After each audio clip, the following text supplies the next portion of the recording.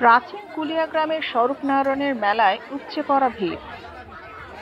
ভাদ্র সংক্রান্তিতে স্বরূপনারায়ণের পুজো ও মেলায় প্রতি বছর হাজারো মানুষের ভিড় থাকে এই বিশেষ দিনটিতে। পূর্ব মেদিনীপুরের কোলাঘাট ব্লকের কুলিয়া গ্রামের এই স্বরূপনারায়ণের পুজো উপলক্ষে মেলা হয়ে আসছে যুগের পর যুগ ধরে। সঠিক কত বছরের এই মেলা তা কারোরই জানা নেই, তবে রাজা কৃষ্ণচন্দ্রের যুগের আগের থেকেই হয়ে আসছে এই সুপ্রাচীন মেলা। প্রতি বছর ভাদ্র সংক্রান্তির দিন একদিনের এই মেলা ও পুজো হয়ে থাকে। তবে এই মেলার বৈশিষ্ট্য এমনই যা শুনলে রীতিমতো অবাক হতেই হয়। কারণ এই স্বরূপনারায়ণের মেলায় মূলত আসে পুজো দিতে। বিভিন্ন রোগ নিয়ে উপস্থিত হয় রোগী বা রোগীর পরিবার।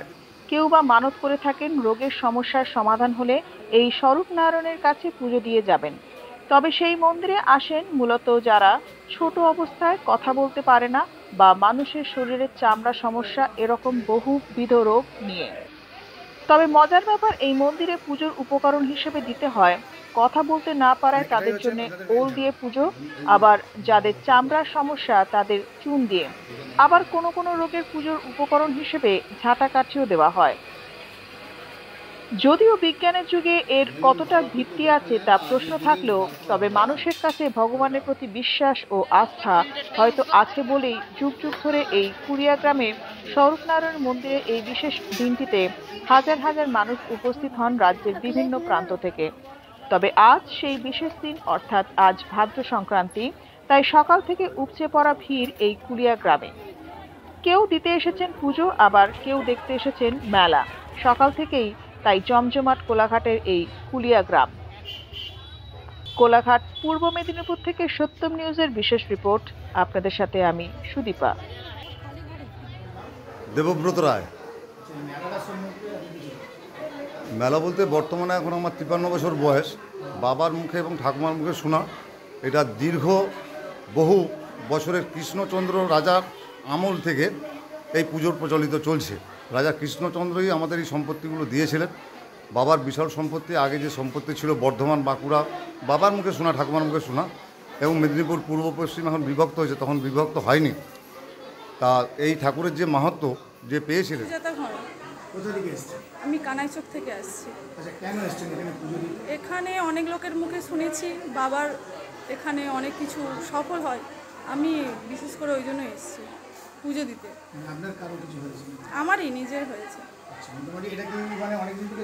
হ্যাঁ, অনেক দিন থেকে শুনেছি। হ্যাঁ, কিন্তু আসা সম্ভব হয়নি, আজকে সম্ভব হয়েছে, আসতে পেরেছি, ওই জন্য।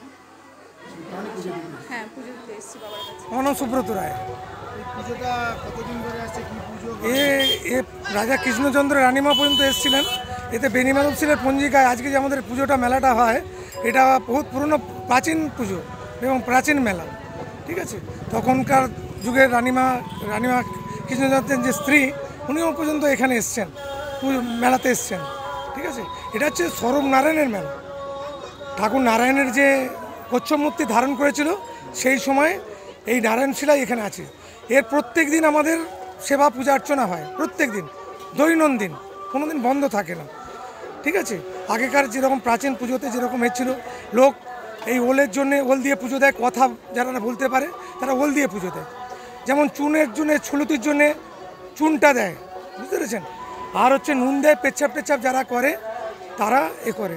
যুগ যুগান্তরের মানুষরা আসছে এবং তাদের কার্যকরীও হচ্ছে, তারা ভালো করছেন। সেই জন্যই ভক্তগণ সমাগমের প্রত্যেক সময় তারা আসেন, এই বিশ্বকর্মা পুজোর দিনে আসে। এমনি তো নিত্যযাত্রী আসতে থাকেন। ঠিক আছে, আমার নাম সুব্রত রায়।